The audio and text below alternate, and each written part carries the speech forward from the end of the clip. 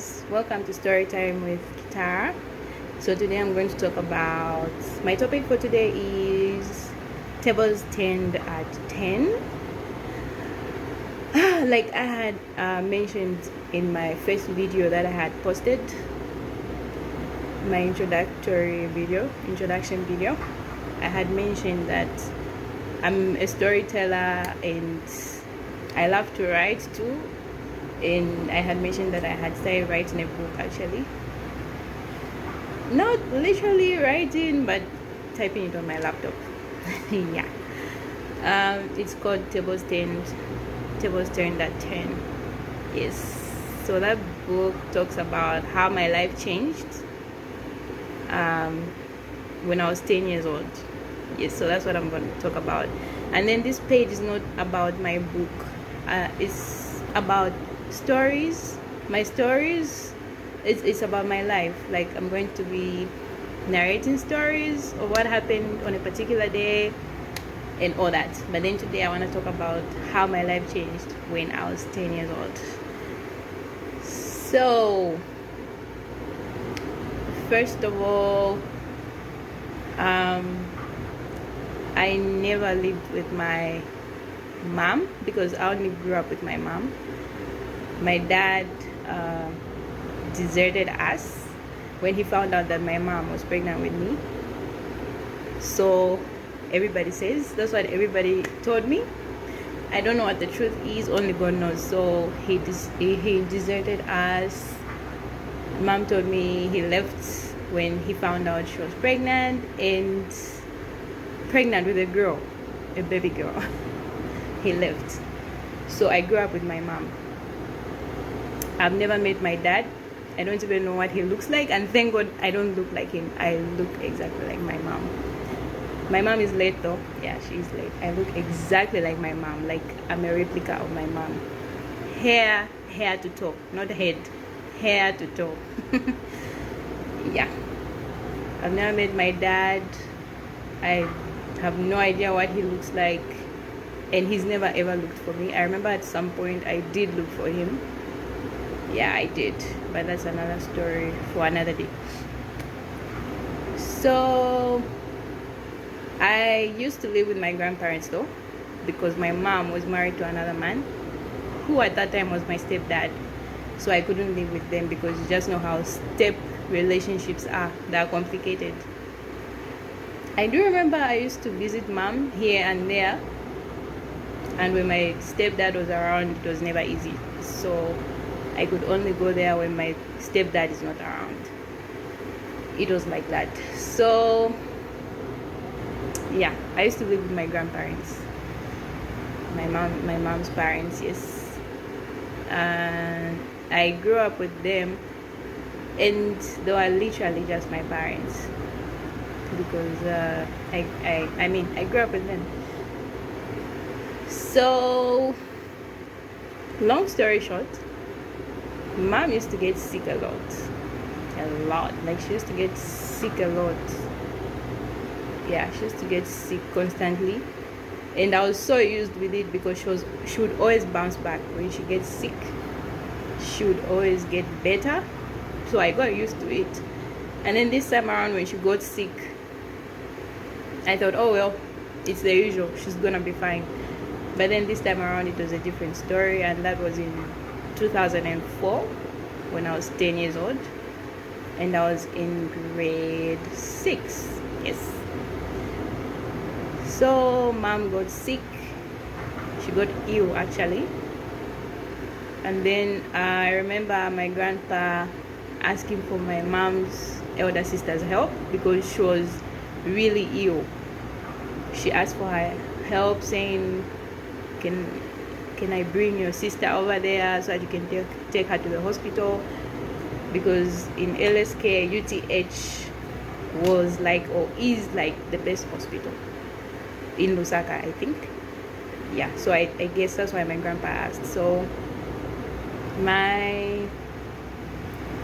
yeah, long story short, my mom's older sister sent a driver to pick us up, me, my mom, and my grandma. And then Same time when my grandpa asked for my auntie's help, he also asked if she could take me in and take me to school, because at that point I used to go to a basic school. Yes, and at that time, I don't know about now, but at that time basic schools never used to charge school fees from grade 1 to a certain grade. Should be grade 9 or whatever. I don't recall. So grandpa talks to me too, and at that time I was really young. I was 10 years old. I mean, guys, and I was going through big things that big people go through at a young age.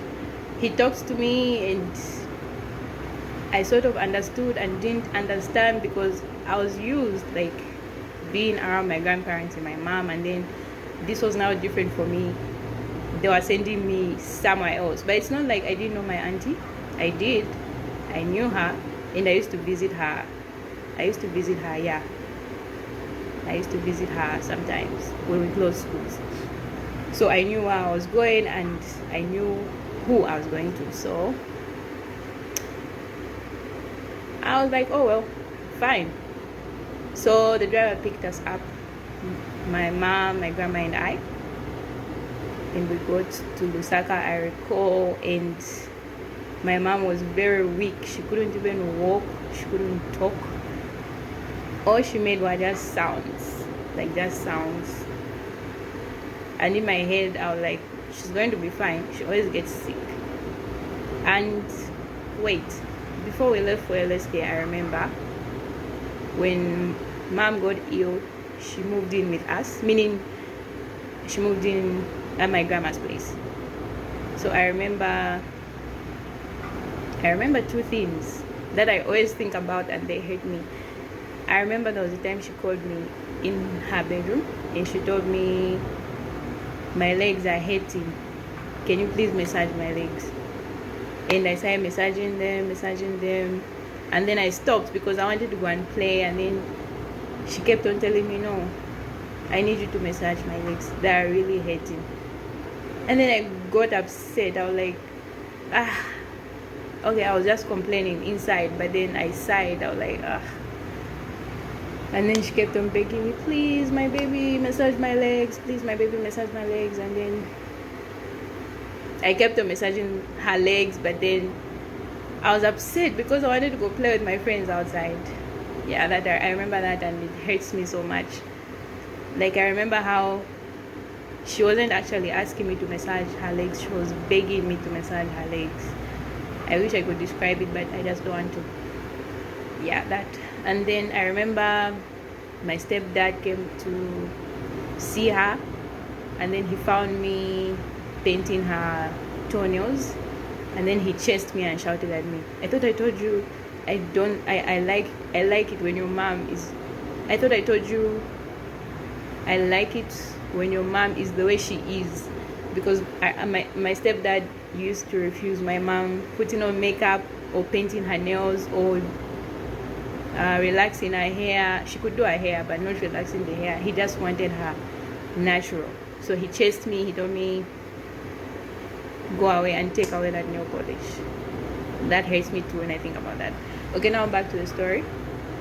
We arrived in Lusaka, and my mom was so weak. And I remember one of my cousins gave my mom a piggy back ride. Yeah, she lifted her on her back, and we got inside, and the same night they took her to the hospital, UTH. And you just know how kids are. I was a kid, guys. I was just like, oh, mom has gone to the hospital, well, she's gonna be fine, she always bounces back. And I just kept on playing with my cousins and all that until this certain day. One of my elder cousins, I saw him removing the couches. Is that how you say it? Couches? The chairs. I saw him removing the chairs in the sitting room. So I asked, why are you removing the chairs in the sitting room? And he just left the carpet there. And then he was like, no, we have to wash the chairs. The chairs are dirty.